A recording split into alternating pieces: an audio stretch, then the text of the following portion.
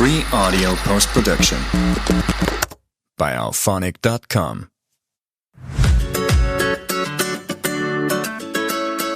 Hello, you're listening to Over the Oxer podcast with Tracy Cole for all things to do with the mind for equestrians. Welcome to this second episode about high-functioning anxiety. The first episode was all about the red flags, the symptoms, how to spot it in yourself and others. So if you hadn't had a listen to that, it's last week's episode. Have a little listen because then this episode will make a lot more sense. This week, we're still talking high-functioning anxiety, but we're talking about some solutions as well. So let's get straight into it. Let's just have a quick recap of the signs of high-functioning anxiety in equestrianism specifically. If you're listening on the podcast, that's wonderful. Thank you so much.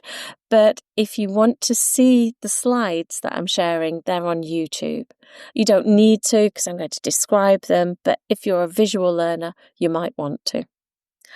So the world of high performance sport and even, recreational equestrianism is a perfect breeding ground for this type of anxiety, unfortunately, because the same drive that you have to keep you riding, maybe competing and moving forwards, that can also, in a way, be your downfall. Because that drive that keeps you going is also fueling anxiety and tension. Now, somebody who is a high-functioning anxiety person will constantly monitor themselves. They overanalyze everything they do. They are very often in a perfectionist trap. And very often their conscious mind overrides their unconscious mind. So what I mean by this is, imagine somebody who is a show jumper and they can do their strides by feel. They don't have to count strides. They don't have to do anything. They feel the horse's motion. They know where they are in relation to the jump and they know where the horse is taking off. And they've done this they've got this in their mind because they've done it thousands of times. And it's second nature and it's automatic and it's a skill that they've honed. But sometimes with high-functioning anxiety, the conscious mind then kicks in.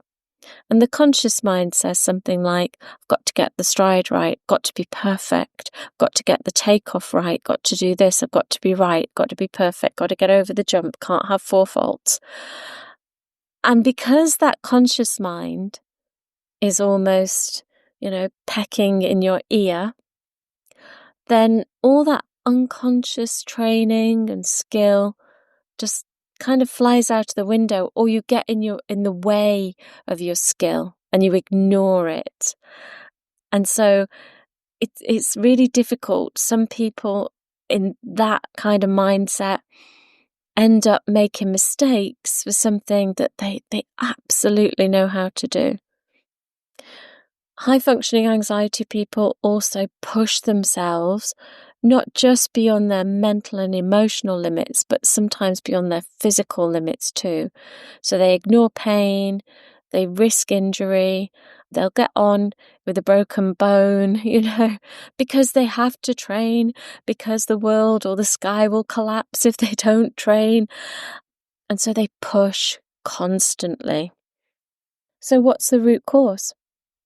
It's not the anxiety itself.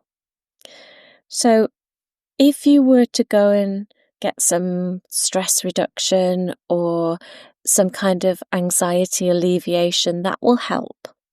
So if you do something like yoga or mindfulness or you go for a walk, then that will all be to the good. But underneath, we've got a root cause. And the root cause is when you haven't got something called motivational coherence.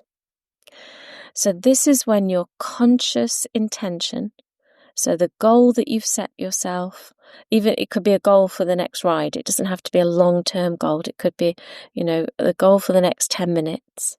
So your intention there that you know about, it's in your conscious mind, that is in conflict somehow with unconscious rules. And unconscious rules are things like we say to ourselves, I should be able to do that, or I must ride every day. I need to make sure I make the team. You'll hear those very harsh words used because that's a rule for somebody. And when we break our own rules, we feel bad. We feel anxious or we feel bad in some other way. So rules will be things that are quite deep set. There may be things that a person with high functioning anxiety doesn't share with others. They think, I better not say that. Better not say I must or I should. But they'll be there. There are other styles of rules. For example, there might be a style of rule where you have some kind of outcome that you don't want. If I don't ride every day, X will happen. And again, maybe something that isn't shared, but this is another rule. Or being nervous means I don't ride well. Being non-competitive means I'm not a good rider. So there's all of these rules that may be hidden from friends, hidden from the outside, but we know ourselves that they're there. So the first thing to do is to root out the root of the problem, to root out these goals. So if you suspect that you have high functioning anxiety, the first thing to do is to think, when do I say I should? Connected with my riding, when do I say to myself I should? And what's it about? I should be able to do this by now? Or is it something else? Or what are my musts? What must I do? And when do I say to myself I need to? And when do I say to myself there's a bad consequence if I don't ride, or if I don't compete, or if I don't go on that hack? When do I have that negative consequence? And just write them down. Just explore the shoulds, the musts, the have tos, the need tos, those bad consequences, or when you equate something that other people may say, well, that's not equal, just because somebody doesn't compete doesn't make them an ineffective rider. So think about those things as well when you've got this means this, and you think to yourself, well, that's a little bit harsh, but I can be harsh on myself. Those are the kind of phrases that I'm talking about. So notice when you say those phrases because they are underpinning the anxiety. So what we need to do is address the root cause. We need to address those rules. We need to ask ourselves, for what purpose? For what purpose must we do this? What will happen if I do? What will happen if I don't? So we can rewrite the rules so that it feels more natural to have that choice. So the issue isn't exactly what we're doing. The issue isn't necessarily the anxiety, it's the root cause behind it. Let me give you a little example and see if you recognize yourself or somebody else. So somebody may have a set of unconscious rules, and I'm going to give you an example. And this example is, I am only worthy if I'm busy at all times. So this rule has been linked with their identity. That's how they see themselves. So if anything contravenes that identity, they might start to feel threatened or they might start to feel very uncomfortable. So this person believes that their self-worth is directly linked to their output and possibly to their visible effort. Do they need to be seen to be busy as well? They need to tell everybody, I started work at 6 and I didn't finish till 8. And do they need other people to know that? Now, they know that at this point or at some point they have a need for rest. So either they're cajoled into it or they accept themselves that they need a break and they take a break. And be that an afternoon or a week or a weekend, they decide to take a break. But then that unconscious rule starts to kick in. I am only worthy if I'm busy at all times. So this person, they may be lying on a beach, or maybe they're just at home, they've got a good book, they've lined up a webinar that they've really wanted to watch, but they've been far too busy to watch previously. So now they're doing their rest, but their core identity is being challenged. They're in violation of their own rule. So the brain says, oh, you're breaking a rule here.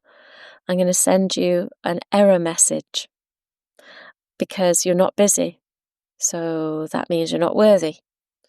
So the brain sends an error message, and it does this by making you feel physically maybe very, very restless. So you sit down and you don't feel at ease, you don't feel relaxed. You may actually feel like you need to move. Then mentally, you start to think about the things that you should or could be doing. What about that email that you haven't answered yet? That doesn't need to be answered for 6 weeks, but you could be busy. You could get in there and start being busy again. And so you start to think, but I might forget it if I don't do it. And I feel really guilty because I'm not doing it. And you get to a point where this is overwhelming. And so what happens is you start to feel guilt, you start to feel that maybe other people are going to overtake you in some way. So to get out of it, to stop feeling so bad, you get busy. And it often leads to people who have high functioning anxiety not resting. They avoid rest because it makes them feel so uncomfortable physically and mentally and emotionally. So they avoid it because they just don't want that discomfort.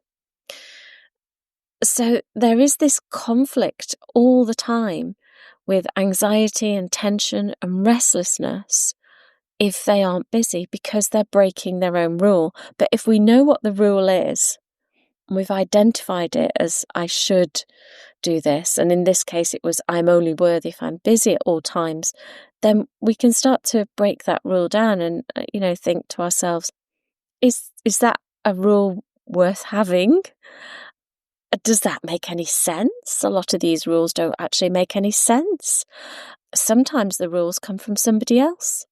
You may find that you're copying maybe a parent or somebody who was influential when you were younger, and you've picked up on their strategies and their habits, in which case you sort of think, well, no, that belonged to them. That wasn't me. And in knowing this, it helps you to break down these rules so that you can start to think of new rules that are far more choice-driven, more open-ended, more flexible, more workable, and certainly don't lead to anxiety. So you may want to just ponder on your own personal rules, question them, make sure that they're, loosened up significantly. But if you want to do something a little bit stronger, if you feel that you're properly mired in high-functioning anxiety, you could book in with an NLP coach or a hypnotherapist. Timeline therapy also works very, very beautifully. I'm going to give you a few ideas of what that would entail if you wanted to go ahead with something like NLP or timeline or hypnosis. So these techniques, hypnosis and NLP, allow us to get into the part of the mind that holds the rules. So we can bypass what's called the critical faculty barrier, or we can, in other words, bypass the conscious mind that normally blocks us and get to the root of the problem. And for a client with high functioning anxiety, we may also use something called pattern interrupt. So this means that we break the link between their sense of worth or their sense of identity or their idea of what brings them success and their anxiety. And in some ways, analysing the rules that I've just mentioned will help you to do that. You can notice more and more when that rule is coming to a head and you think, but that's nonsense. I can be successful and take a break. They're not mutually exclusive. So we can think about keeping the person feeling safe and comfortable whilst also breaking their rules. We can also, in terms of loosening that rule, use things like metaphors, visualizations. Visualizations you can do for yourself. You visualize yourself doing the new habit. So whether that's resting or turning the emails off at 5 o'clock, turning your phone off at 7 o'clock, you visualize yourself doing it. So you watch yourself doing it. And as you visualize, you see it, but you also might hear it. You might hear yourself shut down your computer. You might hear yourself turn off the phone. You might be able to feel what it's like to press the keys or use the mouse on the computer or to use the touch screen on your iPad or your device, your phone. And so you've got some touch, you've got some sound, you've got some visuals, and to a greater or lesser extent, depending on what you prefer doing when you're thinking about it. I know lots of people say to me they struggle with seeing. Well, don't worry. If it's grey and blobby and misty, don't worry. That's your visualization. Make sure you've got some touch and you've got some sounds and you've also got some kind of personalized mantra or saying, something like, I feel safe to rest, or it's safe to rest. It's more productive to rest. But make up your own, because that will link in with your mind rather than me directing you to a particular sentence. So as hypnotherapists, as timeline therapists, as NLP practitioners, master practitioners, then we can start to give you suggestions which may be hidden. We can introduce a new story, and that story is about being safe and calm. Rest is productive, and success is not fear. It's not constant fear. So there is no link between these two. The last thing that somebody might be able to coach you through is anchoring, because anchoring gives you the state, the emotional state that you'd like to be in when you want to be in it. So we can install new resourceful states. So maybe it is calm when you want to be calm and you want to be restful. Maybe it's confidence. It'll be very personalized what you want to feel. And then you can access that later when you actually need that calm or that confidence in a very challenging moment. So I hope this has given you a few pointers. There are lots of other things that you can do. For instance, you can do some self-hypnosis. You can do some timeline work, which I've not really mentioned at all. That's incredibly powerful. But what I would say is see what you can break down for yourself in terms of your own mental rules. See how far you can get. And if that breaks the pattern, that's wonderful. And if it doesn't, see a coach, because they really will help you, maybe in only 1 or 2 sessions, to get over this. So if you have any questions, do let me know. And if you want to know more about this style of anxiety or more about timeline therapy or anything else that I've mentioned, just send me a quick message. My contact details are down in the description box. So take care. I'll see you again soon. And thanks for listening.